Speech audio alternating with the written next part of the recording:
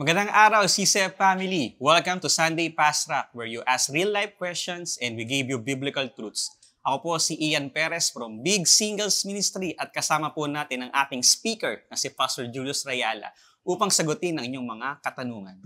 Magandang araw po, Pastor Julius. Salamat sa message nyo today.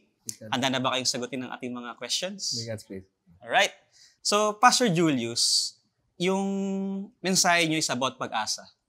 But alam naman natin na may mga taong dumadaan sa pagdurusa, sa kaguluhan dito sa mundo. Ang tanong ko is this, kung sigurado ang pag-asa natin kay Kristo, hanggang kailan tayo maghihintay upang makalaya sa pagdurusa at gulo sa mundo? Well, kailangan natin maintindihan na yung tunay na pag-asa o yung perfect word na sinasabi sa Bible, mararanasan lang yan natin pagdating ng Panginoon. So, dapat din maisip natin na tayo sa Philippians chapter 3, we are citizens of heaven.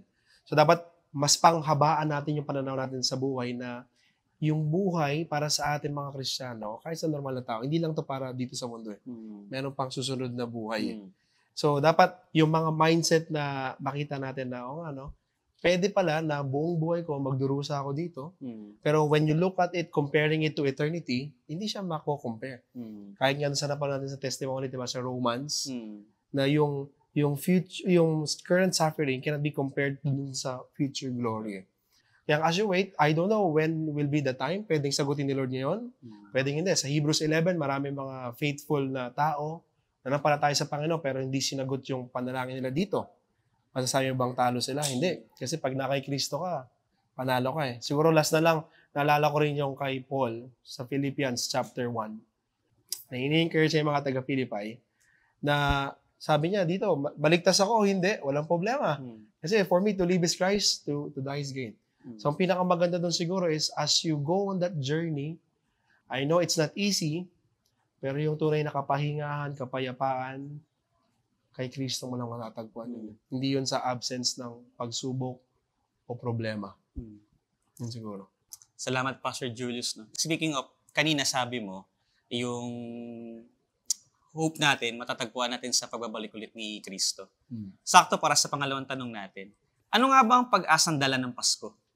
Ang pag-asa na dala ng Pasko is pinapakita sa atin yung mensahe na nakaalala ang Diyos sa kanyang pangako na meron siyang binigay na tagapagligtas at kung sino mananampalataya doon, magkakaroon ng buhay na walang hanggan. It's more than the temporal things, tangible things na pwede mong makuha dito pag Pasko, like bonus, regalo, pagkain. Pero yung buhay na walang hanggan na kay Kristo Jesus lang. Salamat, Pastor Julius. Para sa ating huling katanungan, saktong-sakto to para sa mga taong naghahanap talaga ng pag-asa. May aasahan pa ba ang mga pagod ng umasa dahil pasong-paso na sila sa mga taong nananakit sa kanila?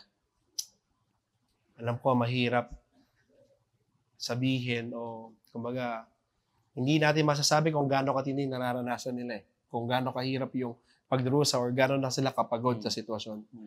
Ang pwede ko lang sabihin na encouragement, katulad na pag-aralan natin, ang Diyos ay nakakaalala, hindi ka nakakalimutan ng Diyos. Ang Diyos ay tapat sa kanyang mga pangako at salita. At ang Diyos ay puno-puno ng grasya. Na lagi mong i-fix yung mata mo sa Panginoon, sabi sa Hebrews 12. Siya lang kasi ang ating pag-asa at ang kagalakan dito sa buhay natin. Maraming salamat, Pastor Julius. Ang gandang reminder sa atin na hindi nakakalimot ang Panginoon Diyos. So, bago tayo magtapos, ang IDC o Intentional Discipleship Conference ay magaganap na sa susunod na taon. January 25 to 27 at marami kaming hinandang exciting plenary speakers and workshop para sa inyo. Maaari na kayong makabili ng tickets dito sa CCF Center ground floor lobby or via idc.org.ph. And that's it for Sunday Fast Track. God bless everyone.